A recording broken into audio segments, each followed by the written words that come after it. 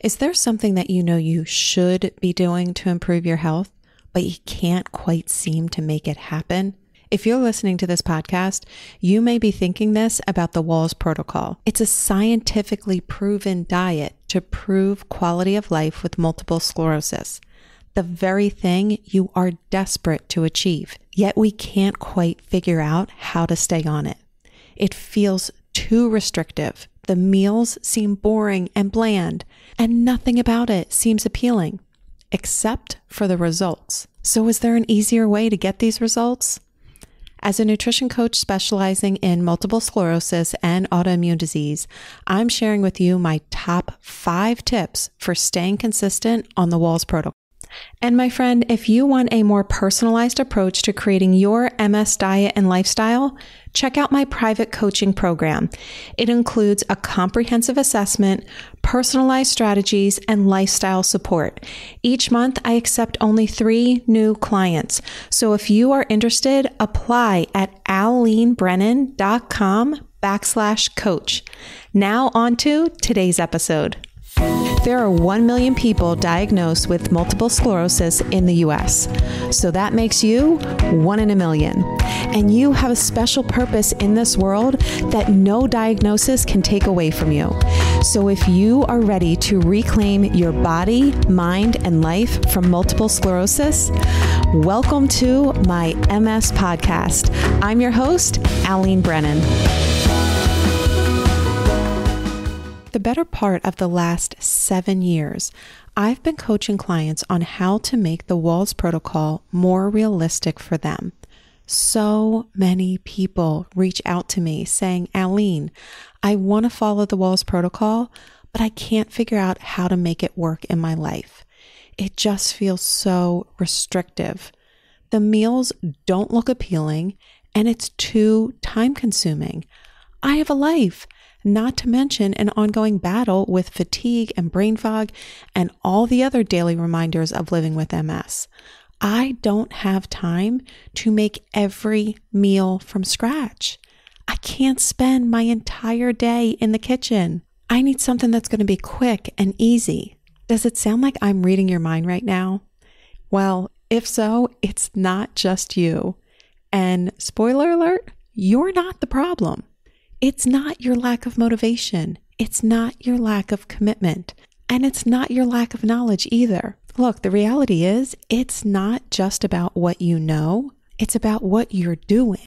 But when you're trying to follow the Wahls Protocol, it can feel like you're trying to fit a square peg in a round hole, right? Like you read the book, you watch the videos, you listen to the podcast, you do all the things, and then you try to fit it in your life and it just doesn't seem to work. You try it from every different angle, and each time it just feels like you're throwing your hands up and you get more and more frustrated each time you try, or each time you fall off the bandwagon because you realize what is on the line. This isn't a diet to help you lose a few pounds or to look good in a bathing suit this summer. This is a way of life to help you maintain your quality of life. And then you start to feel guilty because you know there's something that you can be doing to help feel better and improve your chances of maintaining a high quality of life for years to come. But you're not doing it, and you keep telling yourself that it's your fault. So if you hear nothing else from this podcast, which I do hope you stick around because I do have some good information for you, but if you hear nothing else from this, I want you to know this is not your fault. This is not a weight that you don't have the strength to carry. And if it feels that way, I want to help lighten that weight a little bit for you today. And I want to help strengthen you so that you feel that you can do this, because you can. You can make this realistic for you and your lifestyle so that you can get results. So today I'm sharing with you 5 tips to stay consistent on the Wahls Protocol. I hope that you find all of them helpful, but I am willing to bet that you will find at least one that resonates with you and that can help make this journey a little bit easier for you, enabling you to start today, not tomorrow, not next week, not next month, because your body, it needs you now. It needs you to start making these changes now so that it can start healing and feeling good in your body for years to come. So, step number 1, set realistic goals. And I'm going to start this one with a question for you. And I want an honest answer. How many of you heard about the Wahls Protocol and you learned that there were 3 levels to it? And you immediately said, I'm going to do level 3. I want to do the highest level because I'm going to get the best results. If there's 3 levels, I'm doing that 3rd level and I'm going to get those results. I'm going to be that person that has that amazing transformation.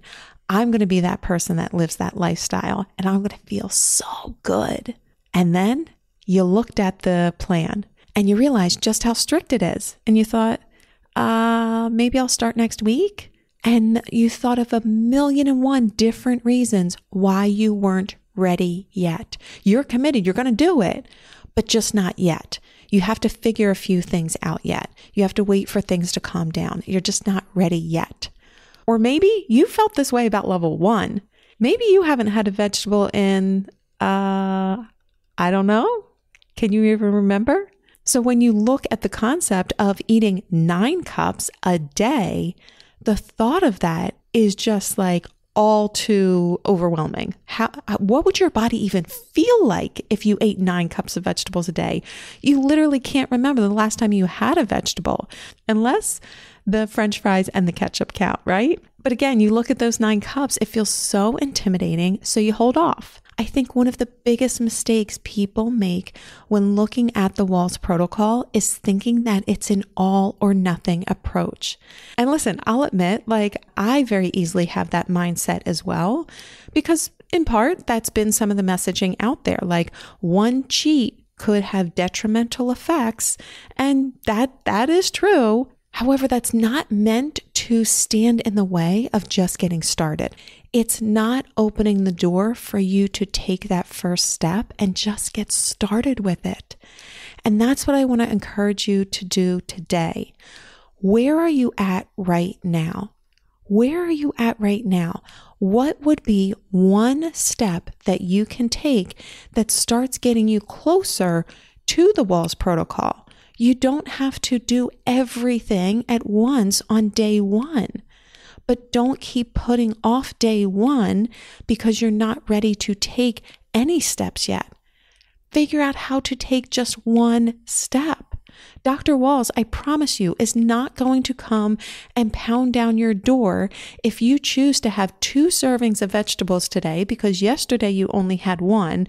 So that's progress for you, but she's not going to come and yell at you because you didn't get the 9 cups in. That's not how this works. Where are you at right now? What is one improvement that you can make starting today? And start focusing on that and trust that your body will start to improve in time as you take one step at a time. And as the health starts to build and the momentum builds, that is when you can start getting some good traction, but it starts with that one step. And maybe even just shifting your language can be helpful.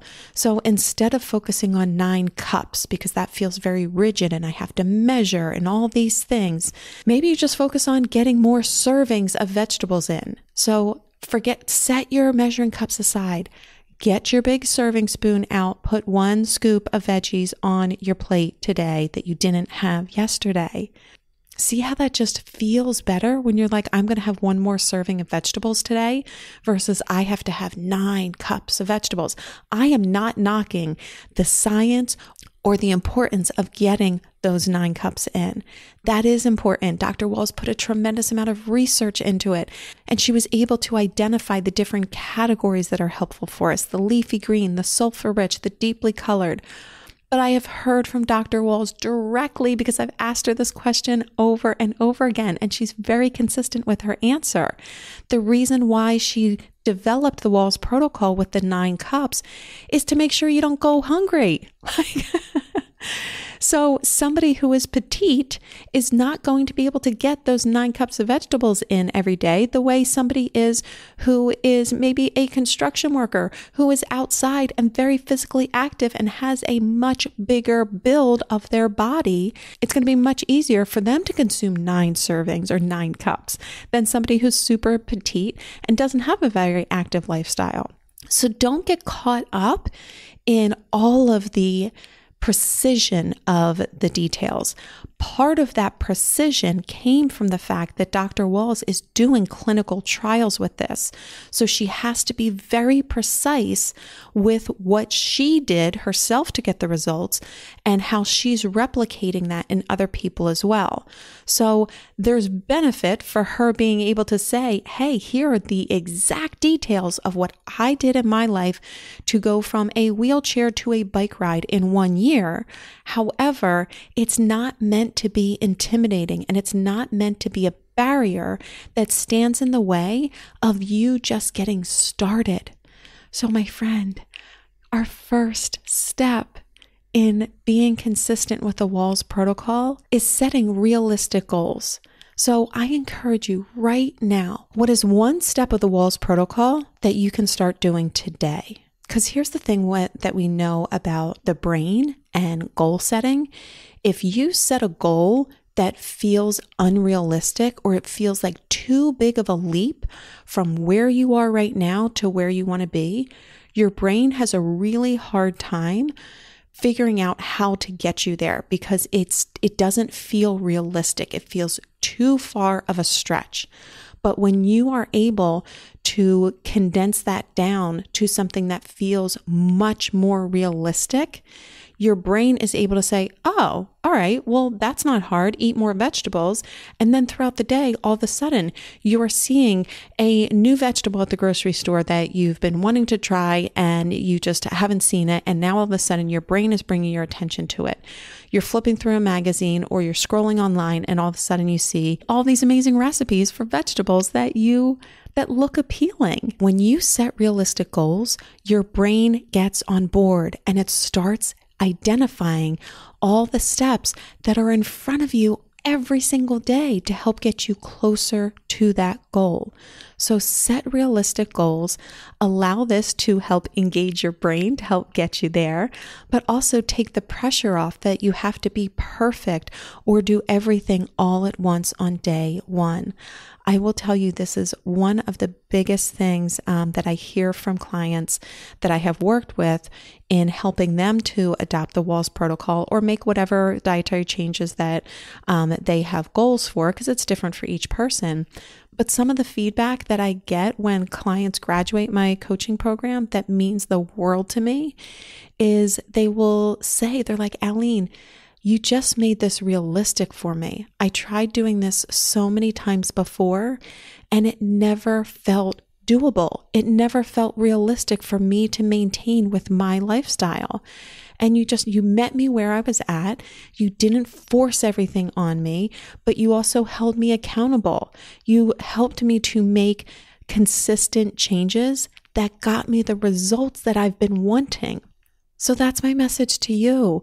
Break this down into a simple, realistic goal that you can start acting on today, right now. Go do it. But wait a minute, don't leave because I'm not done this podcast yet. All right, next up, meal planning and prepping. Oh my gosh, did I just lose you? You hear meal prep and you're like, all right, done, skip, I'm on to the next episode. I get it. Nobody, including me, wants to spend their entire Sunday in the kitchen making meals. I enjoy cooking. I enjoy discovering new recipes and how to make healthy food taste delicious. I really do enjoy that. But I don't enjoy spending all my day, time, energy, and everything else in the kitchen. That's not fun to me. I have a daughter who I love spending time with. I want my time and energy with her, not spending it all day in the kitchen, especially not a hot kitchen. So here's the deal. You don't need to spend all day in the kitchen. However, you do need a plan because without it, you end up buying the same foods at the grocery store each week. When you keep bringing the same food in that you brought in last week, last month, last year, often the same food over and over again, you're going to get the same results. If you want a different outcome in how you feel, you have to be willing to make a change. You have to be willing to make a change in what you're eating, and that starts with what you're buying at the grocery store. So you don't need a complete overhaul of the kitchen, but you do need to start getting some healthier food options in your kitchen and making it more appealing to choose them at meal or snack time. So how can you make planning and prepping easier? Because again, the whole message of this is being more consistent. And to be consistent, we need to remove some barriers here. To make meal planning and prepping easier, just start with planning out what you're going to have each week. When you're just getting started, that step may really be helpful for you because it takes the daily stress off of figuring out what you need to eat every single night, right? Like you come home, you're exhausted, you don't feel like cooking, you open up the fridge and you're like, what's for dinner? This is quick. This is going to be easy. It's not Wahls compliant again, but whatever. I don't have the time or the energy for it. I just need to have something to eat and I just want to sit down. I want to be done with my day. You're not making the best choices if you're not planning ahead of time. So get out a piece of paper, look at your calendar and write down what meals that you're going to have for dinner each week. That in and of itself, even if you're not changing what you're eating, even if you're just being more intentional and starting to set that habit of planning your dinners out for the week, that's a big win. And we want to celebrate the small wins because celebrating the wins trains our brain to succeed again. Now, in terms of meal prep, get the images of professional meal preppers from Instagram or Pinterest out of your head. That's not what we're aiming for. Around here, we focus on progress, not perfection. I do not do Instagram worthy meal preps. If you've seen any of my meal preps, they're just me in the kitchen preparing one meal that I'm going to have for breakfast each week. I do a meal prep every week on Sunday. I make one dish and that's my breakfast for the week.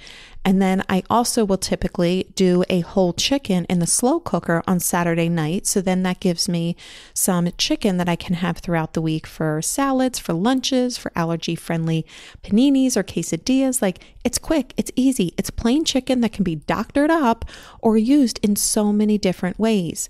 Our goal is quick and easy. Don't overcomplicate meal prepping or planning. Again, get out a piece of paper or get out a notes app, write down what you're going to have for dinners each week. Just start with that one meal or start with lunch. Like start with whatever meal is easiest. Path of least resistance. Write out your meal for the week, make the grocery list, get those foods in. And then for the prepping, stick with a crock pot meal, or maybe you just make a little extra each night for dinner so that you can have one container of leftovers that automatically goes into the fridge or the freezer for leftovers for you. And that brings me to point number 3. Variety is key. You have to switch up the meals that you're having. Now, in the beginning, it's definitely common to pick one meal that is quote unquote Wahls compliant, and then you just have that on repeat. You're eating it every single day because it's easy. You don't have to think about it. And it just feels like that is your lifeline to staying consistent. And I did it myself. I found a few things that worked for me, and that's a great way to start. But where people run into trouble is when they don't ever then take the next step of varying it up. This has never been more common than with smoothies. That's why I created my 5-day smoothie challenge, because I hear from so many people, they're eating the same or drinking the same gross smoothie every single day. They're just gulping it down just to get their vegetables in, and they hate it. That's not sustainable. That's not going to help you stay consistent on the Wahls Protocol. So if this is something you struggle with, head over to alenebrennan.com/smoothies and join my 5-day smoothie challenge. It has recipes, shopping lists, videos of all the different smoothies that I make in there. It's simple and it can spark some inspiration for you to vary up your smoothies. But you can do this, again, you want to have variety with your lunches and with your dinner, not all at once.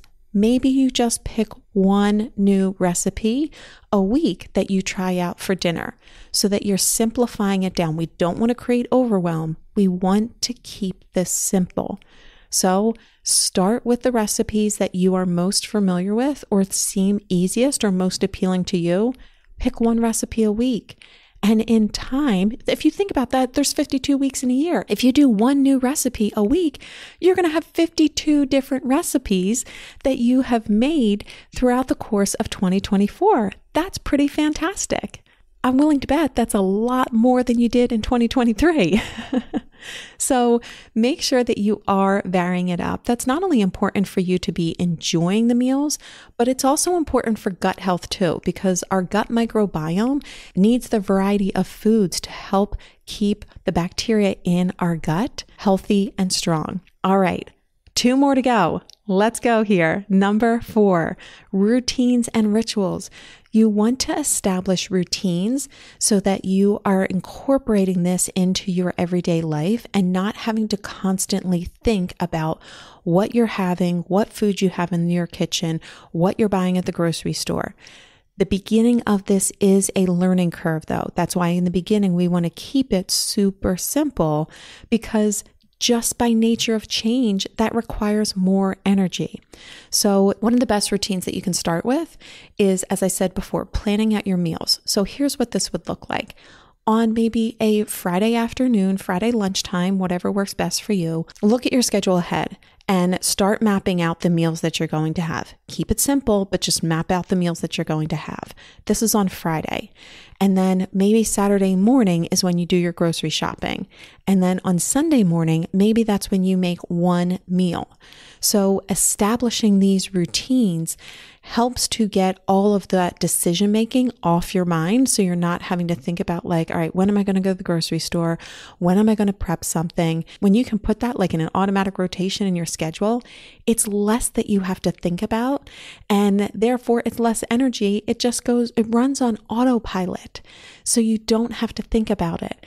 And that's what we want. We want these habits to just be part of your normal lifestyle. Now, I can certainly go on more and more about routines. I did a whole course, I did a whole module in my online course about lifestyle routines. So bedtime routines, morning routines. Again, keep it simple, but start creating some routines that make this simple for you. Okay, and then rounding us out with step number 5, create a support system. So this is really important because it can feel really lonely living with MS, an invisible disease, but it also can feel further lonely when you are following a food protocol that's different from everyone else around you. Now, you can create a support system in so many different ways. If you can get your family members on board with making these changes with you, that would be amazing. And I actually did an interview with Dr. Wahls in season 2 of our podcast here. So you can check that out, where she talks about the importance of getting family on board. And I completely agree with that. If you can all be eating one meal around the table, that makes a big difference. That said, not all family members are ready to make these changes with you. And you don't want to let that stand in the way of you making changes for yourself. So if you can get them on board, great. It's going to make a big difference and it's going to make it a lot easier for you. But if you can't, don't let that stand in your way. You can get support from an online community. I'd love it if you would choose ours. You can get support from this podcast right here. And most of all, you need to be a cheerleader for yourself, and not a cheerleader in the aspect of pushing yourself on the hard days, more from the perspective of having some self-compassion and forgiveness, because there will be slip-ups, whether they are intentional or not. You'll eat something that has gluten in it that you didn't realize, or maybe you did and you had it anyway, and you feel crummy afterwards. That doesn't mean that you throw everything to the wind there. You recognize what you had, you pay attention to the results, and then you begin again. You begin again.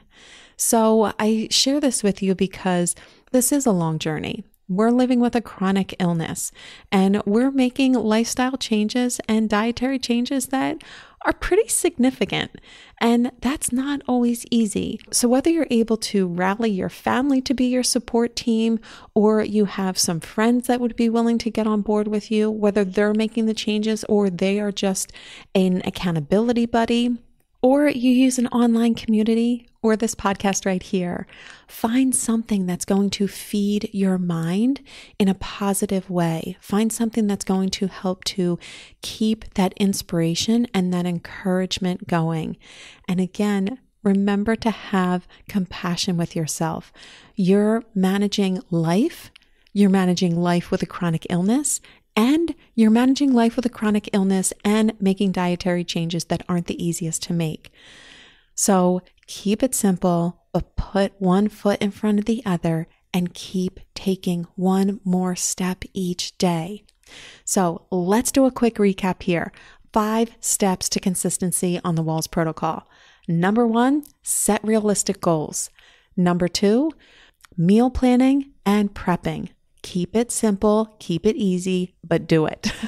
And number 3, have some variety in your meals. Mix it up. If you want to join that 5-day smoothie challenge, head over to alenebrennan.com/smoothies. It's fantastic. They legit are great smoothies, if I don't say so myself. Number 4, establish some routines and rituals. And if you establish one, allow it to be your planning and prepping.